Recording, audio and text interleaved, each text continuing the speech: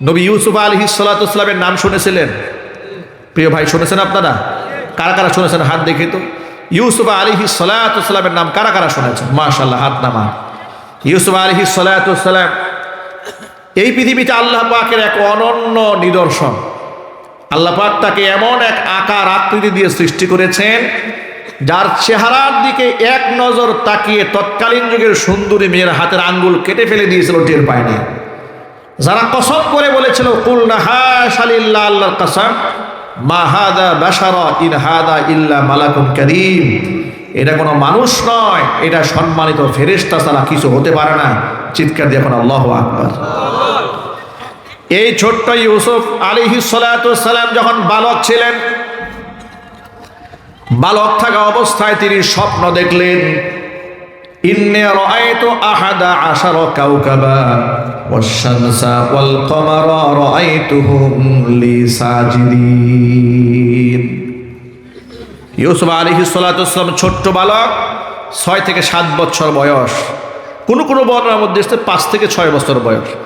রাতের বেলায় স্বপ্ন দেখেছেন যে ইহদা আশারা কাওকাবা রাআইতু আহাদা আশারা কাওকাবা, 11টা নক্ষত্র, ওয়াশ শামসা ওয়াল কামারা, চন্দ্র এবং সূর্য, রাআইতুহুম লি সাজিদিন। পিতা ইয়াকুবকে ডেকে বলছে, আব্বাজান, আমি গত রাতে এক আজব একটা স্বপ্ন দেখেছি। কি স্বপ্ন দেখেছো তুমি? বলো, স্বপ্ন দেখলাম যে 11টা তারকা এবং চন্দ্র এবং সূর্য সবগুলো আমার পায়ে সেজদা করছে। সুবহানাল্লাহ বলেন। ইয়াকুব আলাইহিস সালাতু ওয়াস সালাম বললেন, লা তাকসুস রুইয়াকা আলা ইখওয়াতিক ফায়াকিদু লাকা কাইদা। ও বৎস, ছেলে, তুমি যে স্বপ্নটা দেখেছো, এই স্বপ্নের পর তোমার ভাইদেরকে বলো না, কারণ এই তোমার স্বপ্নের বিরাট একটা ভবিষ্যৎ আছে। তুমি যদি তোমার ভাইকে এই স্বপ্নের কথা বলে দাও, তোমার ভাইরা তোমাকে দেখতে মানে হিংসা করে, ওরা তোমার বিরুদ্ধে চক্রান্ত আঁটবে। হিংসা মানুষের অন্তরকে জ্বালিয়ে পুড়িয়ে ছাই করে দেয়। ইউসুফ আলাইহিস সালাতু ওয়াস সালামকে পিতা ইয়াকুব ডেকে বলছে, ছেলে, তুমি তোমার এই স্বপ্নের কথা কিন্তু ভাইদেরকে বলো না, তোমার ভাইরা তোমার দুশমন। ভাইরা ছিল সৎ ভাই। ভাইরা কি ভাই ছিল? সৎ ভাই ছিল। এমনই দুশমন ছিল তারা। এই স্বপ্নের কথা অবগত না হতেই তারা প্ল্যান করল, ইউসুফকে হত্যা করতে না পারলে বাবা আমাদের আপন হবে না। খেলাধুলার কথা বলে ছোট্ট ইউসুফকে বাড়ি থেকে বের করে নিয়েছে, কুয়ার মধ্যে ফেলে দিয়েছে। এবার কুয়ার মধ্যে ফেলে দেওয়ার পরে বাড়িতে এসে নানা নাটকীয়তা করেছে, আব্বাজান, আমাদের ভাইদেরকে আমি খেলতে নিয়ে গেছিলাম, কিন্তু তাকে বাঘে এসে খেয়ে ফেলেছে, ইত্যাদি ইত্যাদি, যত মিথ্যা কথা সব বলেছে। ভাইরা আমার, তারা চেয়েছিল হযরত ইউসুফ আলাইহিস সালাতু ওয়াস সালামকে মেরে ফেলতে।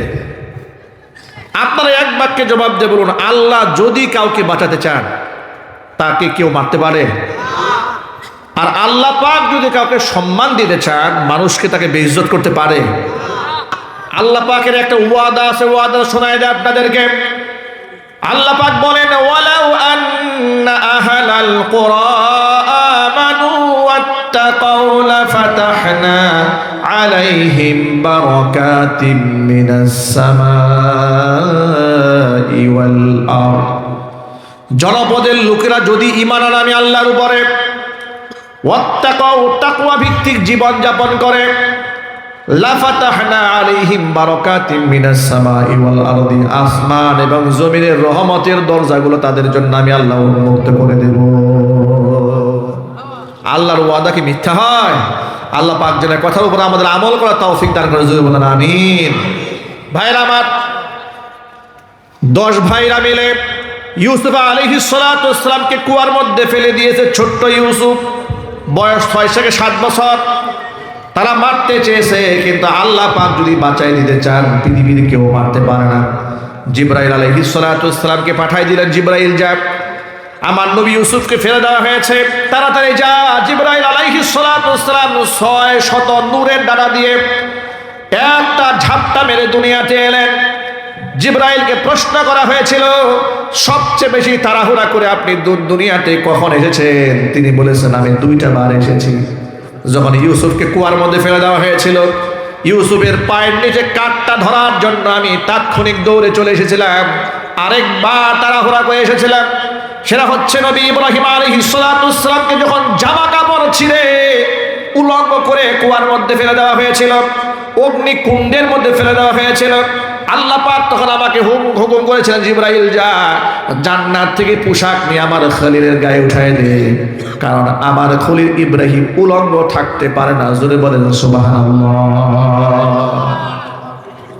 জিবরাইল আলাইহিস সালাতু ওয়াস সালাম এলেন, কুয়ার মধ্যে ইউসুফ আলাইহিস সালামকে রক্ষা করলেন। কোরআনের ভাষায় শোনায় আপনাদের কি, ওয়া আসাররুহু বিদাআ। এরপরে কিছু লোক যাচ্ছিল, ব্যবসায়ী কাফেলা, ওই কুয়ার পাশ দিয়ে যাচ্ছে সফর করে, ব্যবসায়ী কাফেলা, পানির প্রয়োজন। কুয়ার মধ্যে বালতি ফেলেছে পানি উঠাবার জন্য ওই লোকেরা। এরপরে ফেলার পরে ইউসুফ আলাইহিস সালাম বালতির উপরে গিয়ে বসেছেন। ছোট মানুষ তো, বহুত কষ্ট করে টেনে উঠাইছেন। টেনে উঠার পরে বলছে, কালাই বুশরা ইয়া বুশরা হাদা গোলাম, সুবহানাল্লাহ, এ তো চমৎকার একটা বালক। আবার তৎকালীন যুগে মানুষ কেনা বেচা হতো, তার দেখলো ফুটফুটে চাঁদের মতো চেহারা, এর বাজারে বিক্রি করলে ভালো একটা মূল্য পাওয়া যাবে। মিশরের বাজারে বিক্রি করা হলো। ওয়াশারাউহু বিথামানিন বাখসিন দারাহিমা মা'দুদা। কোরআনের ভাষায় একেবারে স্বল্প মূল্যেই মূলত তাকে বিক্রি করা হলো। মিশরের আজিজে মিসর, খাদ্য মন্ত্রণালয়ের দায়িত্ব যিনি খাদ্যমন্ত্রী, তিনি তাকে কিনে বাড়িতে নিয়ে গেলেন। ইউসুফ আলাইহিস সালাতু ওয়াস সালামকে তার স্ত্রী জুলাইখার কাছে সঁপে দিয়ে বলছে, জুলাইখা, আমাদের তো কোনো ছেলে টেলে নাই, এই বাচ্চাটাকে আমরা লালিত পালিত করে বড় করি, আমাদের ভবিষ্যতে উপকার আসবে, আমাদের ছেলে হিসেবে আমরা পরিচয় করাই দেব। লালিত পালিত করে তাকে বড় করছিলেন। আল্লাহ পাক বলেন, আমার ইউসুফ, নবী ইউসুফকে আমি এমন সুন্দর চরিত্র দিয়ে, এমন সুন্দর চেহারা দিয়ে, এমন সুন্দর আখলাক দিয়ে ধীরে ধীরে প্রতিষ্ঠিত করলাম। তাকে আমি পূর্ণাঙ্গ জ্ঞান দিলাম, তাকে আমি হিকমা দান করলাম, বুদ্ধিমত্তা দান করলাম, চরিত্র মাধুরীমা দান করলাম, ভাষার বৈচিত্র্যময় দান করলাম, জ্ঞানের গভীরতা দান করলাম। একটা মানুষ পূর্ণতায় পৌঁছে যাওয়ার জন্য যতগুলি কোয়ালিটি দরকার সবগুলো আমার নবী ইউসুফের মধ্যে আমি ঢেলে দিলাম। জোরে বলেন সুবহানাল্লাহ। এমন একটা পূর্ণাঙ্গ মানুষ জুলাইখার ঘরে বড় হয়েছে। সেই জুলাইখা সুন্দরী মহিলা নিজেকে সামলাতে পারে নাই। কোরআনের ভাষা আল্লাহ বলছেন, ওয়ারাওয়াদাতুহুল্লাতী হুয়া ফি বাইতিহা আন নাফসিহি ওয়া গাল্লাকাতিল আবওয়াবা ওয়া ক্বালাত হাইতা লাক ক্বালা মাআযাল্লাহ ইন্নাহু রাব্বি আহসানা মাথওয়ায়া ইন্নাহু লা ইউফলিহুজ জালিমুন। যে মহিলার ঘরে আমার নবী ইউসুফ লালিত পালিত হয়েছে, সেই মহিলা তাকে ফুসলিয়েছে, ছলে বলে কলে কৌশলে যখন পারে নাই, অন্দর মহলে ডেকে নিয়েছে, সাতটা দরজার মধ্যে তালা লাগিয়ে দিয়েছে, জানালাগুলো বন্ধ করে দিয়েছে, চাবিটা নিজের কাছে সংরক্ষণ করেছে। এমনকি আপনারা শুনে অবাক হবেন, তাফসীর কিতাবের মধ্যে এসেছে জুলাইখা যৌন উদ্দীপক পোশাক পরেছে। এরপরে দেয়ালের মধ্যে নানা ধরনের অশ্লীল ছবি দিয়া ভরে ফেলেছে। যে কোনো মূল্যে ইউসুফকে কাছে পেতেই হবে, এই ষড়যন্ত্র সে এঁটেছে। ভাইরা আমার, দরজা বন্ধ, জানালাগুলো বন্ধ, তালা দেওয়া।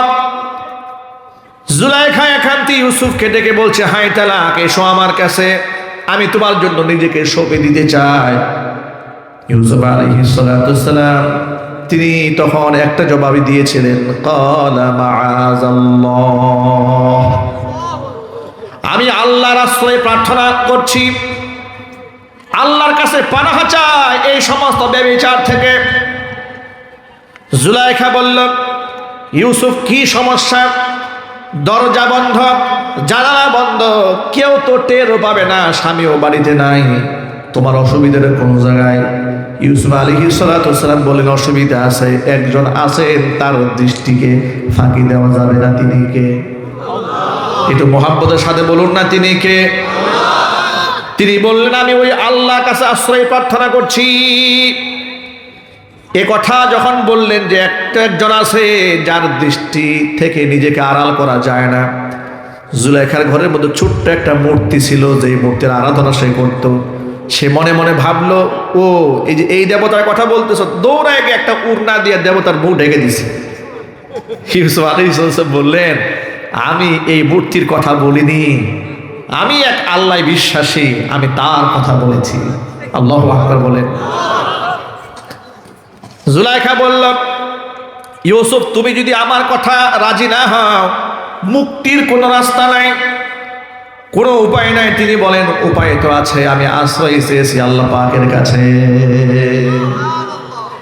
আপনাদের কাছে ছোট্ট করে জবাব চাই, জবাব দিবেন। আল্লাহ পাক রব্বুল আলামিন যদি কাউকে সাহায্য করতে চান, শত প্রতিবন্ধকতা দিয়ে কি আটকানো সম্ভব? আরো জোরে বলেন। আল্লাহ পাক ইউসুফ আলাইহিস সালামের ডাক শুনেছেন। ইউসুফ আলাইহিস সালাম মনে মনে ভাবলেন, দরজাগুলা বন্ধ করা, তালা দেওয়া, কিন্তু আমি তো অন্তত পক্ষে আমার চেষ্টা, আমি দরজা পর্যন্ত দৌড়াইয়া যাই, কারণ বান্দার প্রচেষ্টা শেষ যেখানে, আল্লাহর রহমতের শুরু সেখানে। ঠিক না ভাই? ঠিক। তারা মধ্য দরজার দিকে নিজের শরীর যত শক্তি আছে সমস্ত শক্তিতে দৌড় দিয়েছে।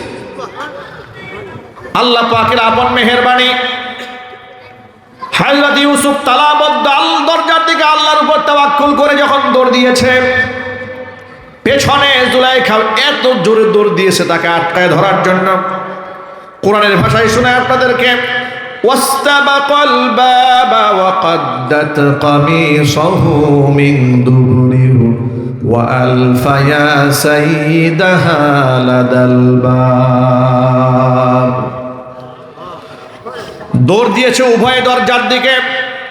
পিছন দিক থেকে জুলাইখা জামা টান দিয়ে ধরেছে, দরজাটা অটোমেটিক খুলে গেল। সাতটা দরজা নবী ইউসুফের জন্য আল্লাহ উন্মুক্ত করে দিয়েছে। 7টা দরজা উন্মুক্ত হওয়ার পরে একেবারে সর্বশেষ দরজা যখন খুলে গেল, ঘর থেকে যখন তিনি বাহিরে চলে আসলেন, হাঁপিয়ে গিয়েছেন দৌড়ে, ওই মুহূর্তে তাকায় দেখেন জুলাইখার স্বামী দরজার সামনে দাঁড়ায় আছে। স্বামী যখন দেখে ফেলেছে হুলস্থুল কাণ্ড, জুলাইখা এখন আর নিজেকে আড়াল করার জন্য একটা কৌশল আনলো।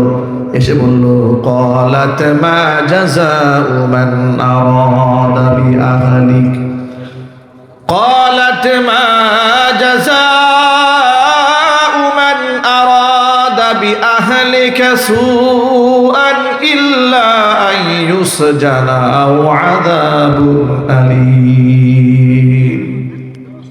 প্রাণের স্বামী আমার, যে ইউসুফকে আপনি সন্তানের মতো করে ঘরের মধ্যে লালন পালন করেছেন, সেই ইউসুফই যখন আপনার স্ত্রীর চরিত্র উপরে সে হানা দিয়েছে, এখন আপনি তারে কি করবেন?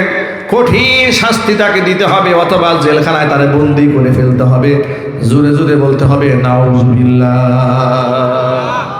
ভাইরা, ইউসুফ আলাইহিস সালামকে আসলে কোনো অপরাধ করেছেন এই ক্ষেত্রে? যারা বলেন নাই, সন্দেহ আছে নাকি ভাই? এটা জোর আওয়াজে বলেন, নবীর কোনো অপরাধ আছে? পৃথিবীর কোনো নবীর কোনো গুনাহ নাই।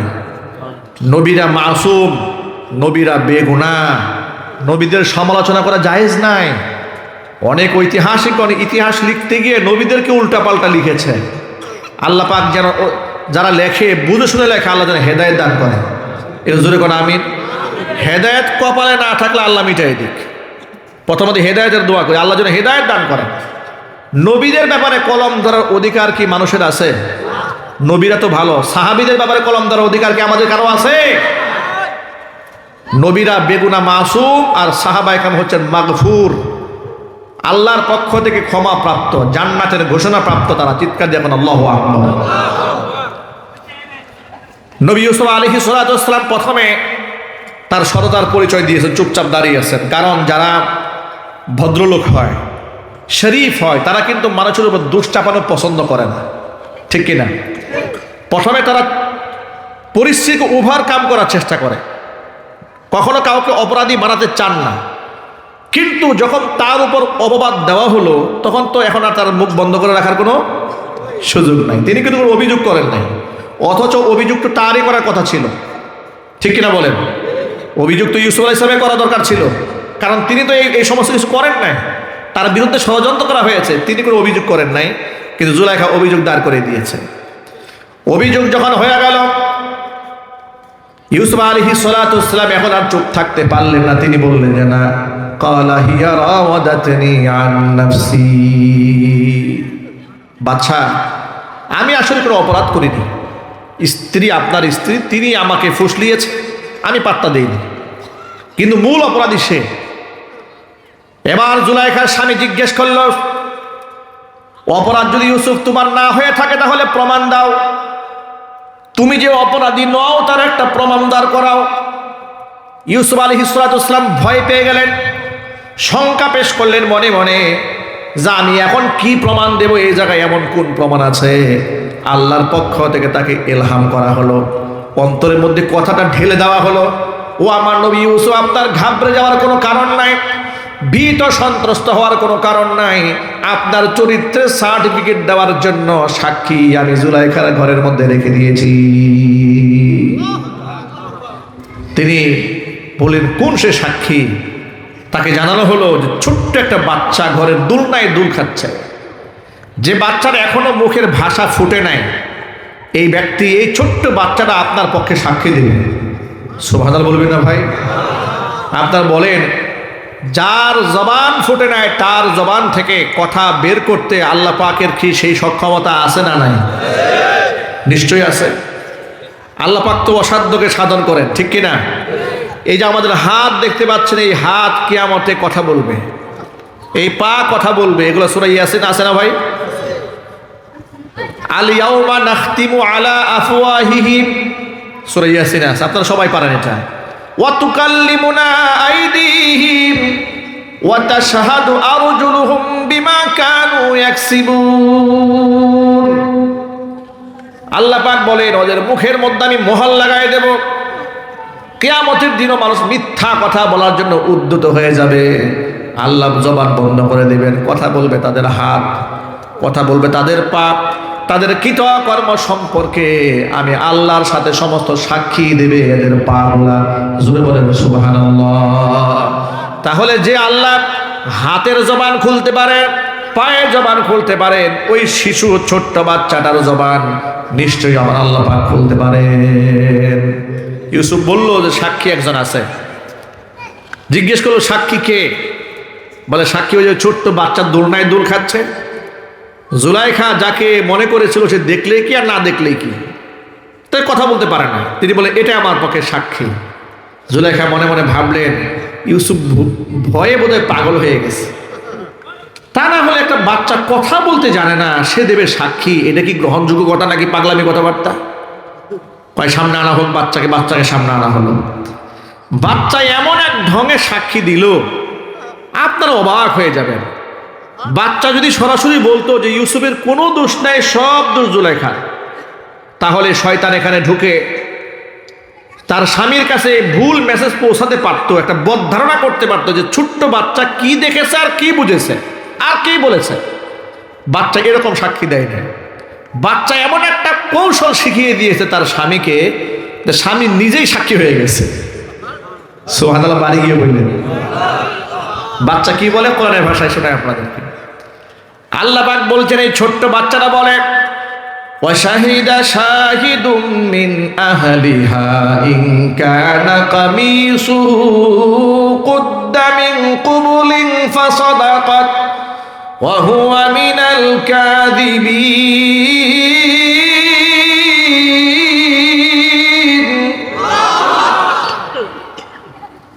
ওয়া ইন কানা কামিসুহু কুদ্দা মিন দুবুরিন ফাকাযাবাত ওয়া হুয়া মিনাস সাদিকিন।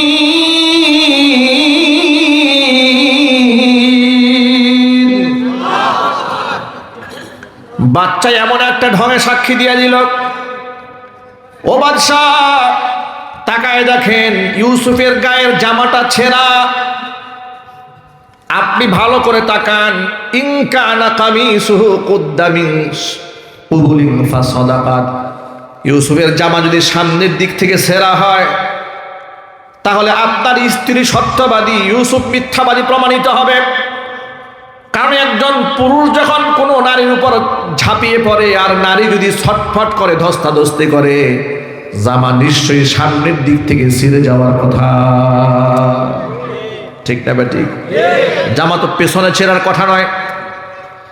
আর যদি ওয়াইন কানা কামিসুহু কুদ্দা মিন দুবুরিন, ইউসুফের জামা যদি পেছন দিক থেকে ছেঁড়া হয় তাহলে ফাকাযাবা, আপনার স্ত্রী মিথ্যাবাদী, ওয়া হুয়া মিনাস সাদিকিন, ইউসুফ সত্যবাদী।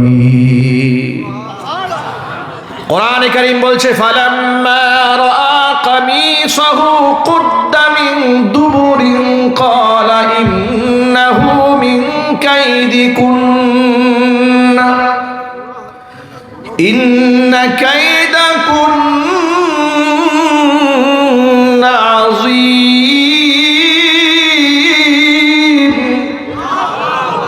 আল্লাহ পাক বলেন, বাদশাহ যখন তাকিয়ে দেখলো ইউসুফের জামা পেছন দিক থেকে ছেঁড়া, প্রমাণিত হয়ে গেল ইউসুফের কোনো দোষ নাই। ইউসুফ তার নিজেকে কন্ট্রোল করে পালিয়ে আসতে চেয়েছিল, জুলাইখা পেছন দিক থেকে জামা টান দিয়ে ছেড়ে ফেলেছে। বাচ্চা বুঝে ফেলেছে, নিজের স্ত্রীকে ডেকে বলছে ইন্নাহু মিন কাইদিকুন্না, এগুলো তোমাদের মহিলাদের চক্রান্ত। ইন্না কাইদাকুন্না আযীম, মেয়েদের চক্রান্ত বড় ভয়ঙ্কর। এই ফাঁদে যদি ইমাম সাহেব পড়ে, ইমামতি শেষ। এই ফাঁদে যদি স্কুলের প্রধান শিক্ষক পড়ে, শিক্ষকতা শেষ। এই চক্রান্তে যদি স্কুলের সবচেয়ে মেধাবী ছাত্রটাও পড়ে যায়, দেখবেন রেজাল্ট গুলাল হয়ে যায়, ঠিক না? ব্যাটিং জুড়ে বলেন।